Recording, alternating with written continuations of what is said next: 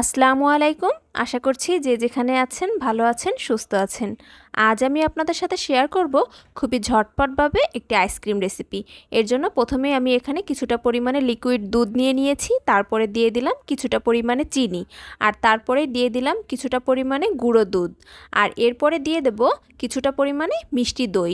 এখানে দইয়ের পরিমাণটা একটু বেশি দিতে হবে, তাই এখানে আমি প্রায় 1 কাপের মতন দই দিয়ে দিলাম। তারপরে এটাকে ভালো করে ব্লেন্ড করে আইসক্রিম মোল্ডে জমাতে দিয়ে দিলাম। এই তো এখানে আমি এখন সবগুলো মোল্ড একে একে করে ভরে নিব। একটু ফাঁকা রাখবো যাতে করে আইসক্রিমটা বাইরে বের হয়ে না আসে। এরপরে আমি এটাকে ডিপ ফ্রিজে রেখে দেবো 6 থেকে 8 ঘন্টা। এতেই আইসক্রিমটা একেবারে ভালোভাবে জমে যাবে। এই আইসক্রিমটা যখন ছোটোবেলায় খেয়েছি তখন এই আইসক্রিমটা কিন্তু এরকম শেপে পাওয়া যেত না।